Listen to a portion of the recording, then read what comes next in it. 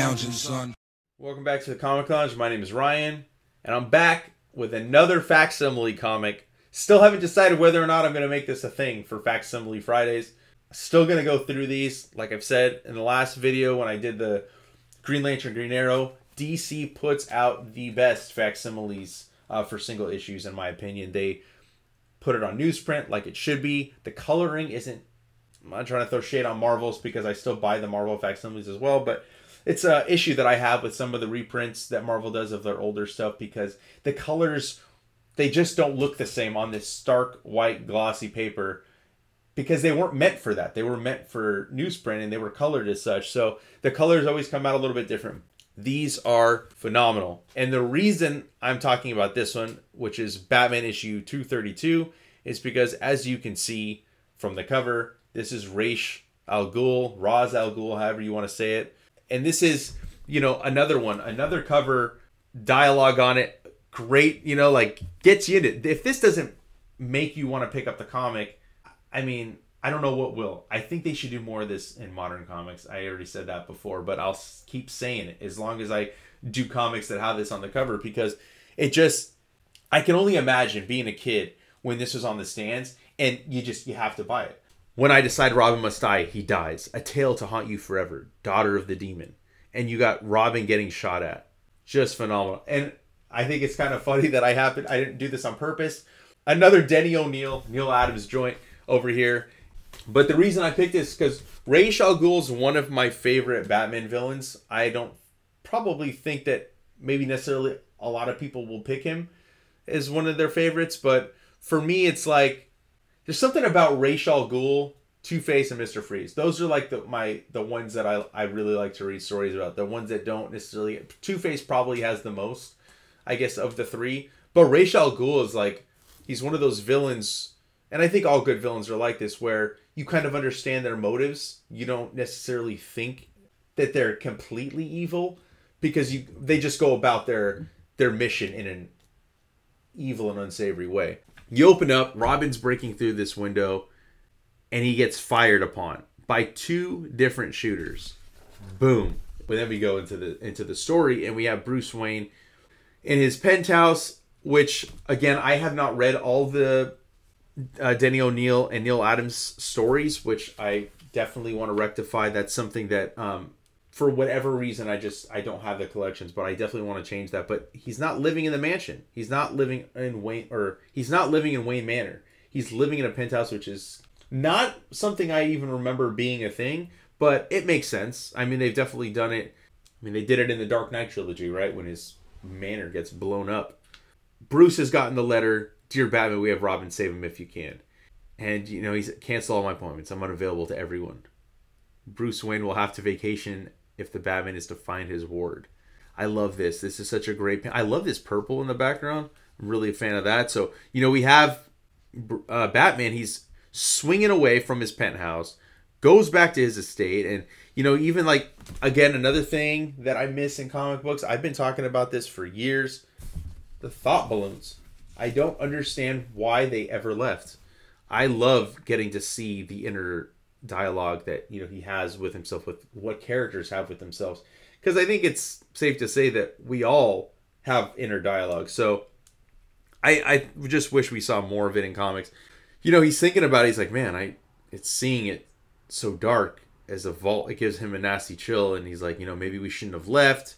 And he gets back in, he's like, the original concealed entrance to the cave still works perfectly. I built it to last. So there's a little bit of ego there, which I think is, I found kind of funny, made me laugh. And he's like, as I built everything, you know, like, because, so he just basically patting himself on the back for his craftsmanship and like the way he builds things. I thought that was kind of funny. And then we have a voice here. So as you see, like, there's tarps over everything and like, oh, welcome home. Or shall I address you? Or welcome home, Bruce Wayne. Or shall I address you as the Batman? And then we get Ra's al Ghul with his henchman Ubu. You know, the whole impetus behind this is he's telling Batman like, "Hey, look, my daughter was kidnapped. I need your help. I got this photograph, you know, and a letter, which is to me made to look like Robin being captured." And he's like, "Oh, that's Talia." He knows who she is because he met her, in Detective 411. He's like, oh, and then this is where Batman's like, okay, so she was taken by the same person who took my ward. And he's like, and Ra's is just constantly, patting this ego, telling him, like, if anyone can see her, it's the Batman. He throws some stuff under the microscope and, finds some evidence that's going to lead him to the Brotherhood of the Demon, which I guess most people would think is the League of Assassins in pop culture. That's what they call them in the Dark Knight trilogy, because that might be some people's first interaction with Ra's al Ghul was, Liam Neeson in Batman Begins, the Batman animated series. He was in there as well. And Ra's is like, okay, let's go. We'll proceed to India immediately. Yeah, I have an aircraft waiting nearby. And Batman's trying to run up. He's like, infidel, my Lord Al Ghul leaves the chamber first. And he's like, all right, dude, you made your point. This kind of stuff is pretty funny, makes me laugh. And again, look, see, like, even as he's like, my guard was a little overzealous, he's like, yeah, he's that all right and strong too. So this doesn't need to be there, or he could have made a comment, but I would prefer it to be his inner dialogue, instead of him speaking something. And then we get, a little bit of a backstory on Batman, which we already know his origin, but, he's talking with Ra's and kind of going through the whole story. And then we get up to Dick Grayson and, him being his partner. But then they get to Calcutta, which is leading them on their path. And we get some great fight scenes. Again, Neal Adams, just an absolute master. I think he's one of the best Batman artists of all time. Definitely took Batman in a new direction, style-wise. Obviously, he's got a little bit of a more realistic approach. Something that, I didn't notice at first, but like, Ubu doesn't let Batman go ahead when they're going up the stairs. But he lets him go when there was danger. And then Batman will call this out later on. And, keep saying well done. And it almost feels like Ra's is kind of putting, Bruce into... And again, look, putting Bruce in through this, like, kind of gauntlet, kind of testing him. And you'll see why as we go forward. But now there's a leopard that jumps out, attacks him. He puts the leopard down. Again, look, excellent detective. There's no limit to your prowess. Now they have the map. And he's like, oh, it's like... He's deducing, he's like, there's something interesting. A faint scratch on the paper as though someone with a long fingernail traced a route.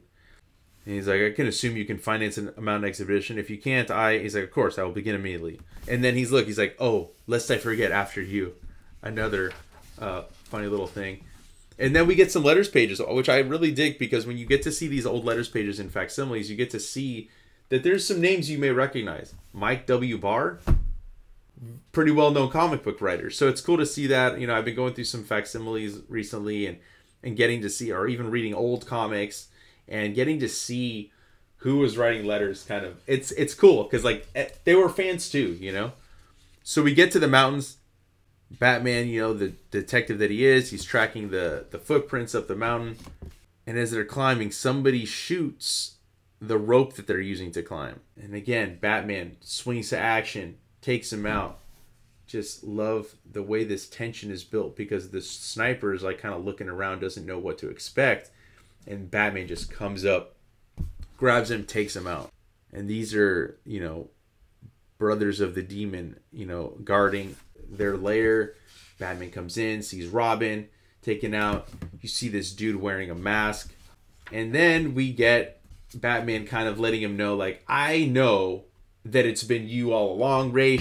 I'm not an idiot, kind of deal. And, just laying it down. And Denny O'Neil does such a great way of doing this, of where he was laying the foundation throughout of all these different things. And now Batman is telling us, the reader, where he was deducing and how he was figuring this stuff out. He's like, I'm tired of talking. You ready, Robin? And Robin frees himself, right? So he could have freed himself at any time. They take out the Brothers of the Demon. He takes off the mask, but it's Ubu. It's not Ra's al Ghul. Another great fight scene, because like this dude towers over Batman, but he's still, he takes him out, man. He knocks him, and then Ra's comes with Talia, and then you see that he wasn't doing it to hurt him. He's like, this isn't a game. Your admirable mind has reasoned all save the obvious, that my darling Talia loves you, and he wants him to be his successor. He finds him a worthy son-in-law, and this is something that will play out forever because he respects Batman. And that's an interesting aspect, to have a villain that respects you and wants you to be their heir, but Batman fights against it. And obviously, like, we all know that eventually, like, Batman and Talia have a kid, which is Damian, the new Robin. But all this stuff was kind of laid out like over 40 years ago. Like, this is where we get all this stuff, and just such a great comic, a fun read. I know this facsimile's been out for a while, so it might be a little bit more of a challenge to pick up, but definitely worth every penny. And like I said with the other one, it's great to get these books at a reasonable price instead of having to drop hundreds of dollars. And I love this too. Right before I leave, next issue on sale on or about. So that right there is telling you, like, they didn't have exact release dates. It was like, you know, a ballpark figure in terms of when they were going to come out. Get some more ads. But another great issue. Seek it out if you can. Pick up facsimiles when you see them. They're always a fun to read. It's always nice to get a little blast of the past to mix in with some of the new stuff coming out. Make sure you follow us on social media. Our links are down below. Hit the bell icon so you're notified every time a new vid comes up. And on that note, I'm out.